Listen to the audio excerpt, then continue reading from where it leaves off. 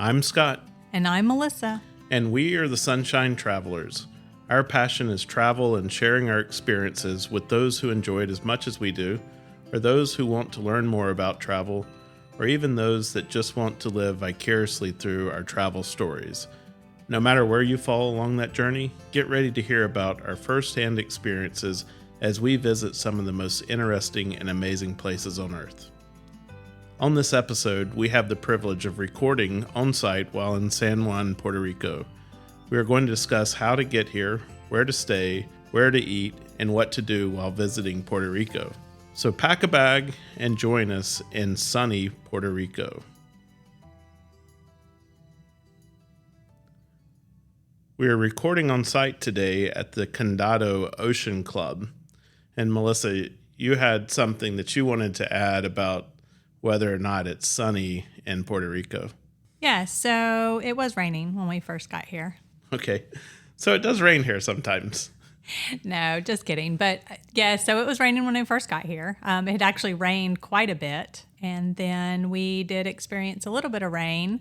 We're going to talk about it in a minute when we went up to the rainforest. But other than that, we have had a good bit of sun. And so, we're staying about 10 minutes from Old San Juan by car, or 15 minutes from the airport. So not very far away. And, let us tell you a little bit about Puerto Rico to get started. It is a U.S. territory. It's located in the Caribbean Sea, and it's known for its vibrant culture, including music, cuisine, and festivals. Yeah, and getting here from the U.S., you don't have to have a passport, and a lot of major U.S. airlines fly from the major U.S. cities.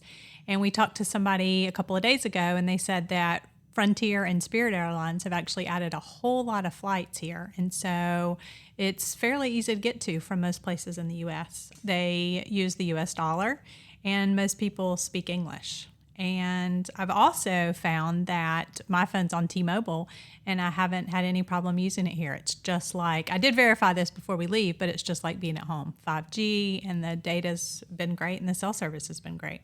So if you're going to go to your hotel and stay put and not go anywhere, then maybe you want to consider using Uber to get there, or else, and I think you looked it up and it was like $10, $15 to get from the airport to this area, or $10 to $15 to get from where we're staying here in Condado over to Old San Juan, which is only like a 10, 15 minute drive to get there. Plenty accessible from that perspective. But if you plan to venture out, which we recommend, we would say rent a car either from the airport, or there are some other car rentals near Condado and near the hotel areas where if you just want to rent a car for the day and go out and do some exploring, you're able to do so. And I think that's really common for a lot of people. That's what I had read, is that Puerto Rico is a good destination if you want to have a good mix of relaxing at the resort and being at the beach and then getting out and doing some things. So maybe rent a car for part of the time. We just chose to rent a car from the airport for the whole time. So we did come up with a tip for you guys, is that when we went across to get the car, it was a huge line. And so we were asking, what is this line for? And they said that the people who had rented from Avis and Budget were having to wait in that long line. And so just a recommendation, we typically use National. And so just look to see who offers the lane where you just go straight to the car and pick out the car and go. Because waiting in the long line when you get here to your destination on vacation is not fun. And that line didn't look like it was moving at all. It didn't look like it was moving, and the people didn't look like they were enjoying their vacation as they stood there. We did have to wait in line, though, once we got our car to get out. As we always say, pack your patience, because when you first get there and you're just trying to figure things out, that's when you're going to need it the most. So let's talk about a few options for the hotel. Could have stayed in Old San Juan, but we chose to stay here in this Condado. What was kind of the driving factor of that?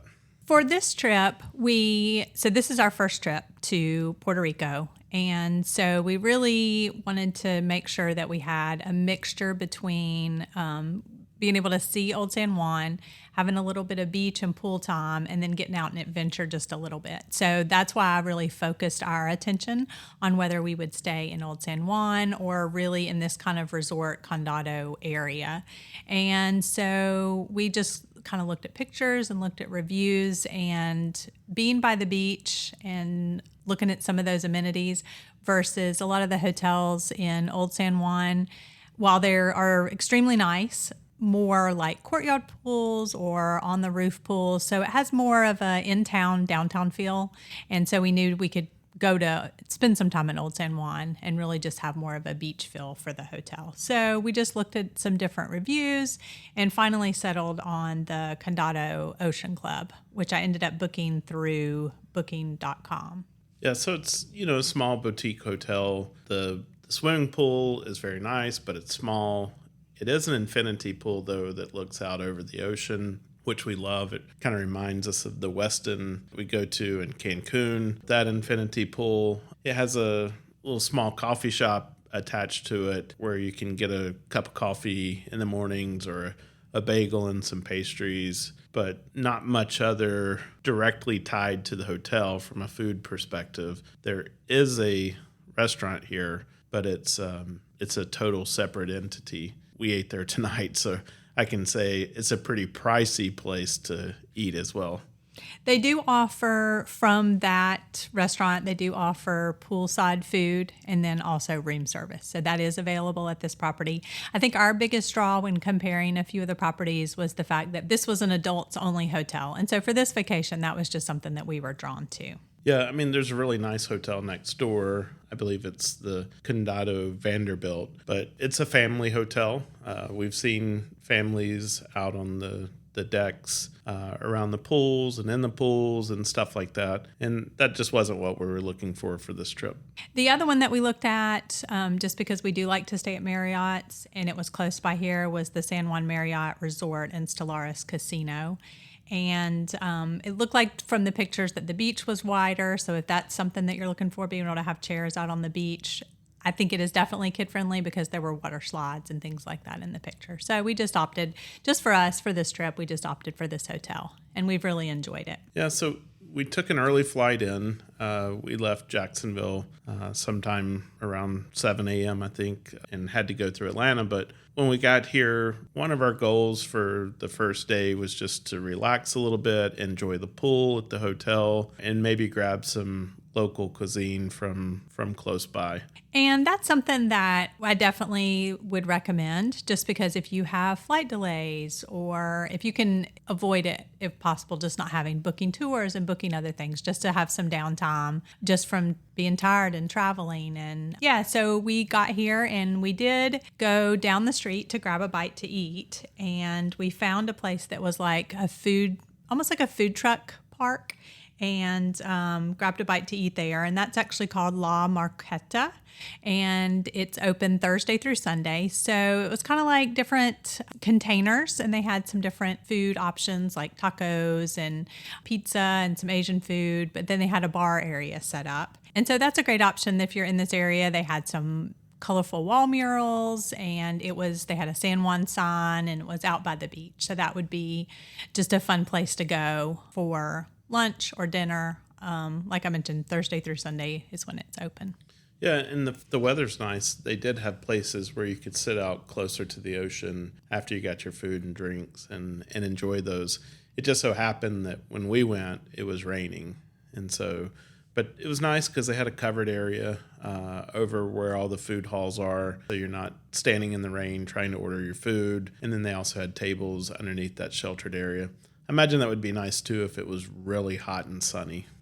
And so this wasn't like just stopping at a food truck. It wasn't inexpensive either. It was on the higher end of, great food and great atmosphere, but just a little bit on the higher end for the drinks and for the food. Yeah, and I think we've seen that to be kind of true for Puerto Rico, is that things here are not really cheap, and maybe we're unfairly comparing it to some other areas that we've been, like in South America and stuff, where the food was very inexpensive, or we thought it was very inexpensive compared to U.S. prices. But I was a little bit sticker shocked because here we are in the U.S., and I guess we were paying U.S. prices. So after that, we really just wanted to spend the rest of the afternoon just relaxing and going to the pool before we headed downtown for dinner. So we rested for a little while. So one of the things that we have talked about is making sure that we have dinner reservations, and we have especially found that to be true here in Puerto Rico, is that even if we haven't had reservations, we've walked into a place and they say, do you have reservations? So highly recommend that, just kind of thinking ahead and seeing if places need reservations. And so on Saturday, we did that, trying to find a place because it was getting on the later side, 7:30, 8 o'clock, and just making sure. So I called a couple of places that were completely full, and one of the places you end up having to text. So I texted the place and she texted me back, and it looked like it was a bar that was going to be open until like midnight. So I just wanted to ask, okay, what time do you have a table, or what's the wait? And then how long do you serve food? And she texted back till 10 o'clock. And do you have a table? Yes. And so we headed to this place. So since we had a car, we drove into Old San Juan. And that's the other thing. If you have a car and you're going to drive down there, go to the parking deck that's down by the port. So when you're going into town, you just kind of turn left and go down by the port and just go ahead and park in that deck, because we made the mistake the first time of trying to find some street parking, and most of it was for residents only on the weekend. And so it's like $4 to park in the deck. So that'll just save you a little time. So we headed up to this place and we get there, and then I asked the girl again, do you still have a table? And do you still serve food till 10 o'clock? Yes. We sit down, get our menus. He says he'll be right back.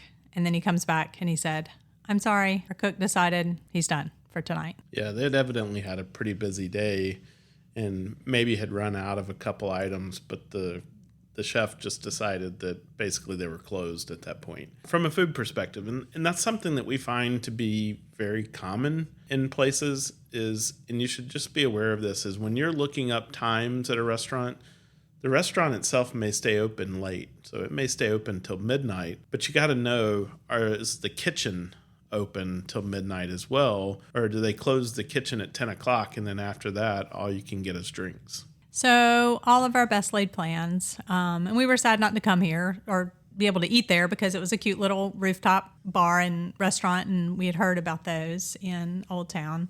So anyway, we had to just kind of go down the street, and we had passed a place that looked cute. And so we just decided, okay, let's just pop in here. Because by this time, it's getting on towards 9 o'clock. And now we're getting really worried. And so anyway, we just pop in there. It looks like it's cute.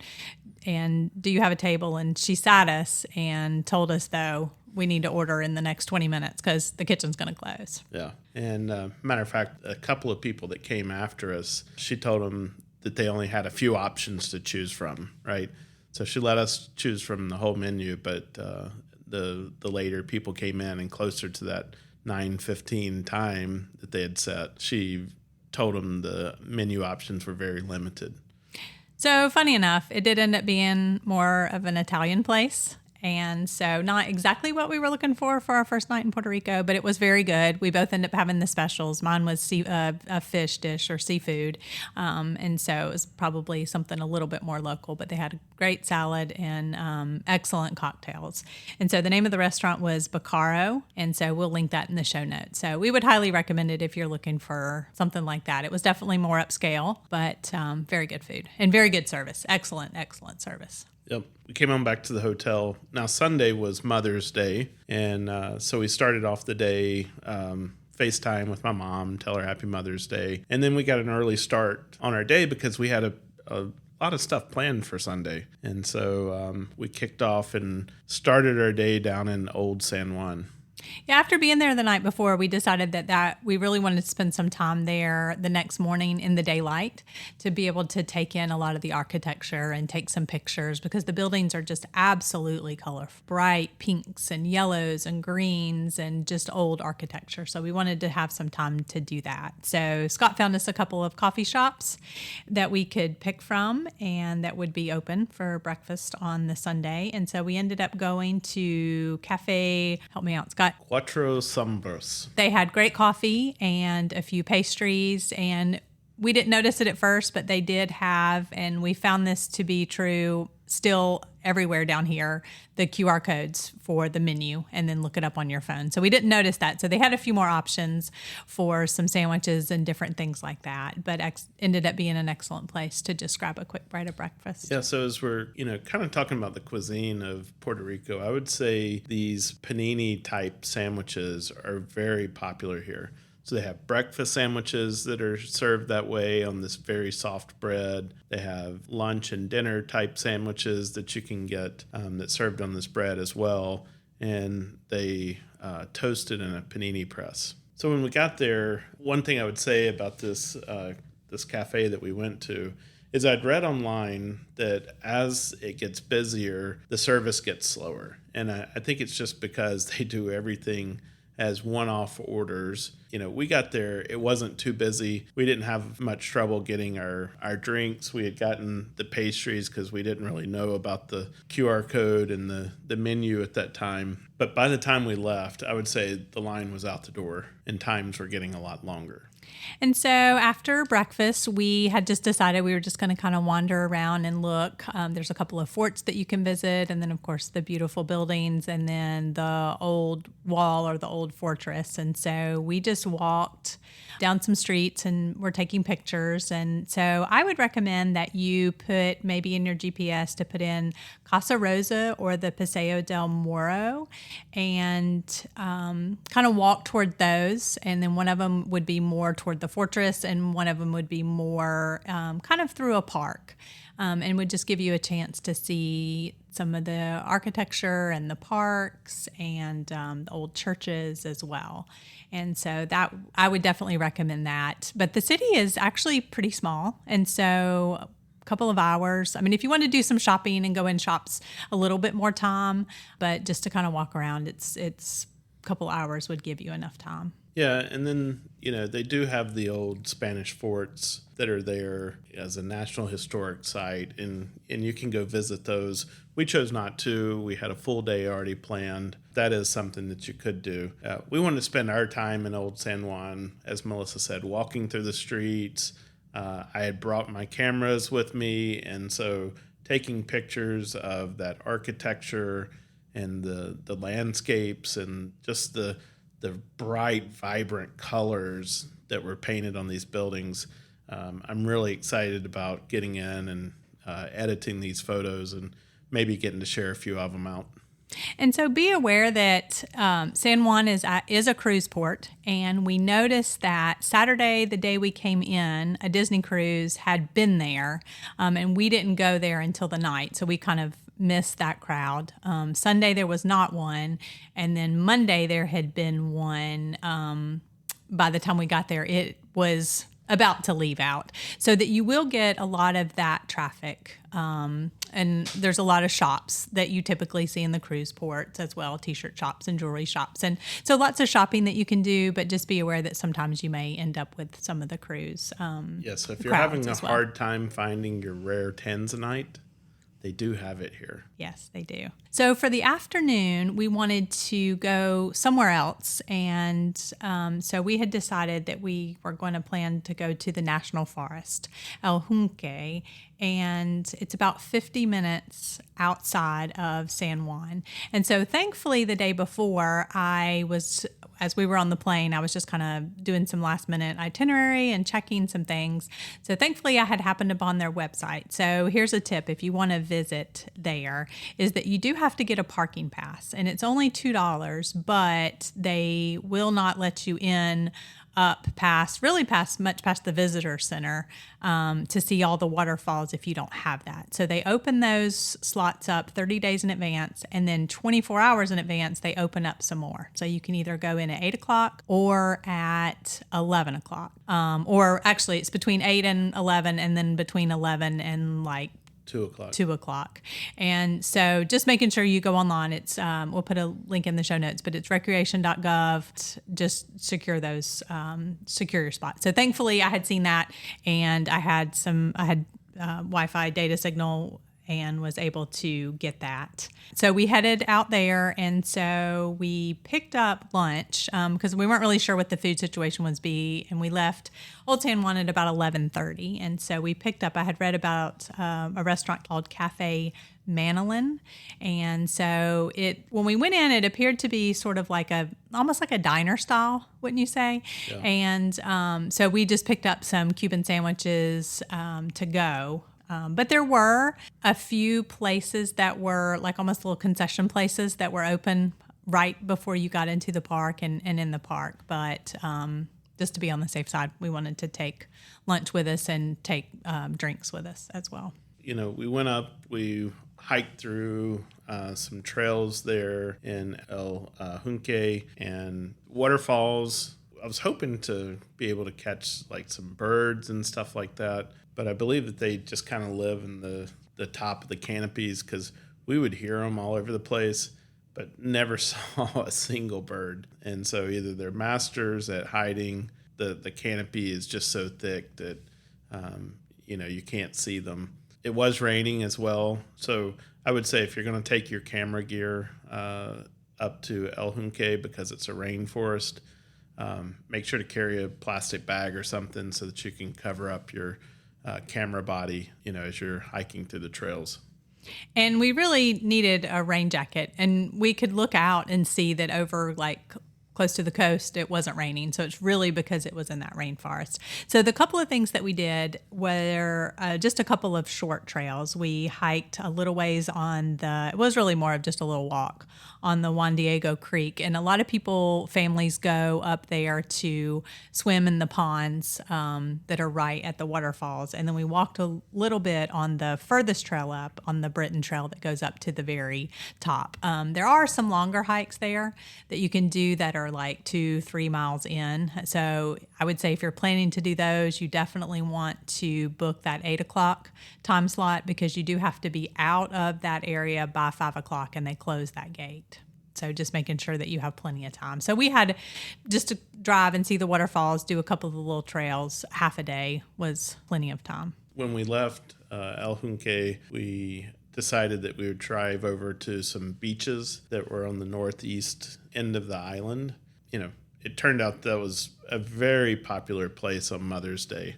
Like all the families were gathered around at these local beach parks and stuff like that. People were parked all along the roads. All the parking lots were full. So we ended up not making it to the beaches, but we did pass a couple of places that, were restaurants, and we were like, wow, look at these places. They're absolutely packed out. And so when we made the loop back around, we went to one of those places that we had seen called El Estacion, and fabulous food. Yeah, so we, of course, walked in and they said, do you have a reservation? No, but there was plenty of seating at the bar. And so we ended up just having some drinks at the bar and asking the bartender what her specialties were and then ordering a few of the appetizers they had. But their specialty was taking some different kinds of smoked barbecue and chicken wings and then putting their own flair on it. So a lot of them then were flash fried after that, and they did some special sauces that they tossed them in. That's one of the great things is a lot of the foods you may be very familiar with, but they just take it and add a twist to it and give it a very Caribbean flair. And so, Scott, what would you say were there and then other places we found? What are the specialty drinks here in Puerto Rico? Well, rum. So anything rum based. But there's probably two that I would say come to mind. Number one is the drink that they created and they're most known for, which is the pina colada. You can get that frozen if you want to. You can get it on ice as kind of a mixed drink, and they serve it always, or all the different ways. And then I would say also mojitos.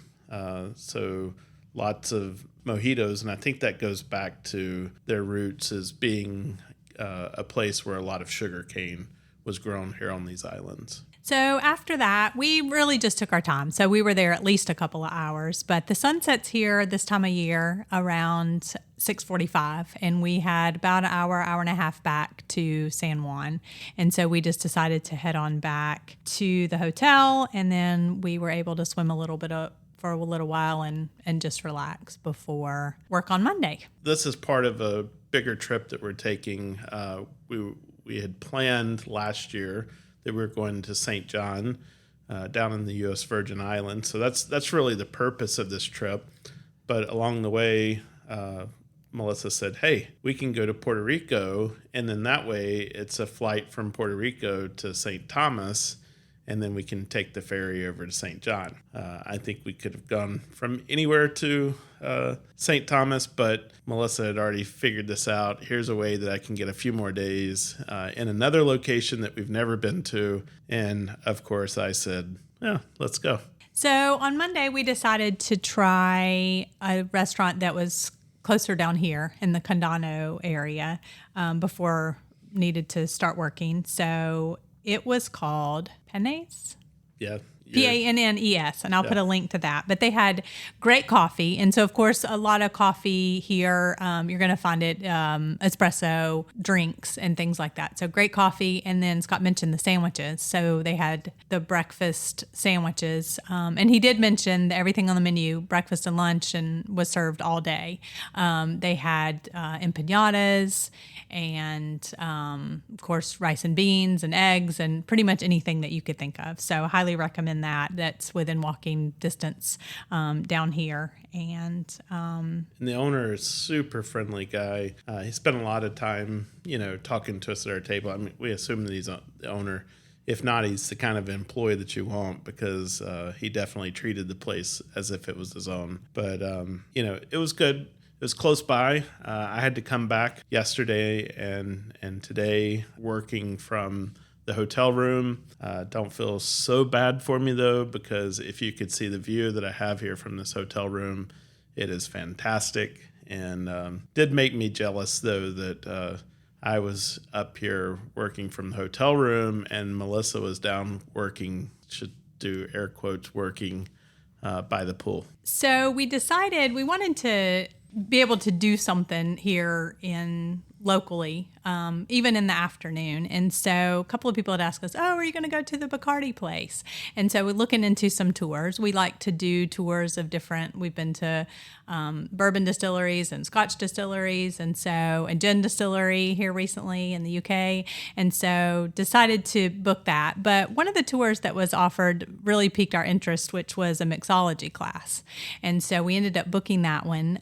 They have several tours throughout the day. You do want to book those ahead because ours was absolutely completely full. They just have tours, and then they have this mixology class. So the last one of the day is at 4:30. You do need to get there around 4 o'clock for that. So a little short tour where we can see a little bit of the facility. She told us the history of the Bacardi Corporation and the family, and a little bit about how their specific rum is made and what makes it a Bacardi rum. And then, of course, the mixology class. Yeah. And, if you've been to a bunch of distilleries, I would say this is a perfect option for you, because in the mixology class, you got that high-level overview, and then they took you into their lab. It was basically a classroom set up with all these stations, and there was probably 40 people that were a part of this mixology class. But everybody had their own little station with all their utensils and everything that you need. And so we made 2 different drinks, and that goes back to, once again, the 2 most popular here on the island, mojitos and the pina colada. And this one was a shaken pina colada. So, we made those. And by the way, there was no mixes involved in any of this. Everything was made from fresh ingredients with the rum added to it. Oh, that's a good point. So we had little cups of the lime that we had to muddle, and we had the mint, and then the coconut cream that they gave us, and the pineapple juice, and then the rum, and the sugar. Yeah, not simple syrup, but they use actual sugar in making it. And we've seen that when we've seen them make several drinks here, is just actual sugar and lime juice and mixing it together. So not simple syrup. So one of the interesting things, though, is while we were in line waiting for the tour, we ran into this girl. We heard them talking about Jacksonville, started a conversation with them. This girl actually grew up on Amelia Island. And another, it's a small world experience for us. We seem to more and more, I feel like I'm like my dad. It used to be when I was a kid that we couldn't go anywhere without running into someone that he knew. And while I don't know these people, more and more we're running into people that we know around us. So after our Bacardi rum tour, we decided that we wanted to head back into Old San Juan and try again for another rooftop restaurant. And so this one, I do not have any idea how to pronounce it, so I'm going to put the link to it in the show notes, but they didn't take reservations, so we just were chancing it, but we got there and they did have a spot, and excellent food. The wait for the food was a little bit long, so I would recommend ordering an appetizer, ordering some drinks, but super food. Yeah, I do think it was about an hour from the time that we ordered our food to the time that we received it. So it was a very long wait. But the poor guy that was running the food, this was a 3-story rooftop bar. And, the whole night sprinting up and down those stairs with big trays of food. And so I would recommend that if you do want to go for sunset, that you want to get there, 5:30, 6 o'clock, something like that, and probably have reservations. If they take reservations, I couldn't reach them on the phone. So, yeah. If you had a few more days here in Puerto Rico, what would you do? So I had a couple of ideas, but I actually asked our server at dinner tonight, where else, when we come back, what else should we see? And he was really cute because he was saying, oh, did you have a car? Oh, did you go to the rainforest? Really wanting people to see more than just San Juan. And so his suggestion was to go to the West Coast and see some of the areas, Rincon, Survival Beach, Crash Boat Beach in Isabella. And his suggestion was to see if you could find like an Airbnb to rent. And he said in a day, you could spend a whole day at one of those places, or in a day you could kind of cover all of those places, or then even head further in the south and going to Ponce. And he said just stop at some of the little restaurants and things like that. So I think if I had more time, so I would definitely recommend on a first trip, go to Old San Juan, go to this area, see the beach, go to the rainforest. If you have more time on a first trip, probably go into a few of those things. What about you, Scott? Yeah, and he did say that a lot of them you could do from San Juan. It's like day trips. You don't have to stay over there. It seemed like he was very passionate about Isabella, though. Like that was maybe his favorite, and Crash Boat or something like that. Right, the Crash Boat Beach he mentioned. Yes, he said it was about 2 hours. So he said if you got up early, you could go over there and spend the whole day and then come back. So if I had more time, or if we come back here, I want to bring my golf clubs and go play golf at some of these fabulous looking golf courses that we've seen in the area. And, that's where I'd like to spend my time. I was intrigued, though, as he was talking about some of those little smaller islands that you can fly to. He talked about the snorkeling being absolutely phenomenal over there. And we just didn't find anywhere here this time to do much of that snorkeling. And, it's one of the reasons that we're going to St. John. Brought all the underwater cameras so that we can talk about that. But maybe that would be something as well. Yeah, so taking a trip to Vieques, and I had actually looked at that, but just not knowing the internet situation and needing to work. So that would definitely be on the list for another trip, is checking out some of those snorkeling spots. Yeah.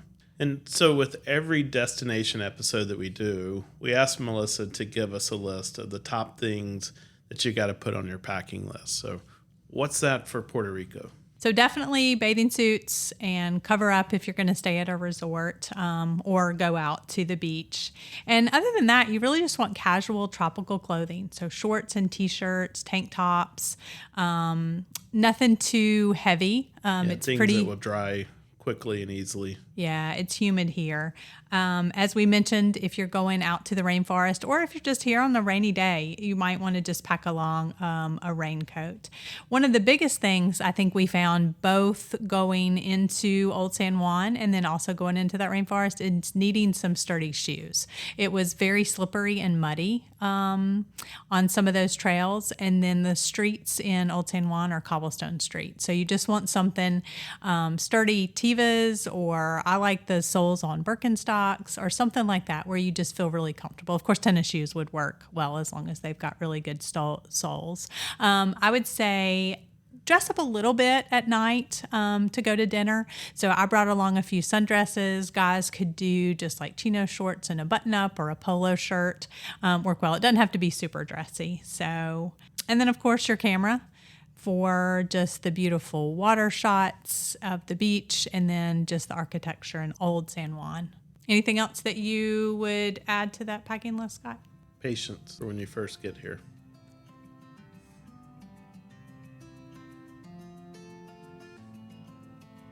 If you just have a few days, maybe a long weekend, this would be the perfect itinerary for you. Or if you've been to Puerto Rico before and have some other favorite places that you've gone to or activities that you've done, drop us a note or leave a comment. We love hearing from you and are inspired by your stories. We hope you enjoyed this episode and will find some inspiration for your next trip.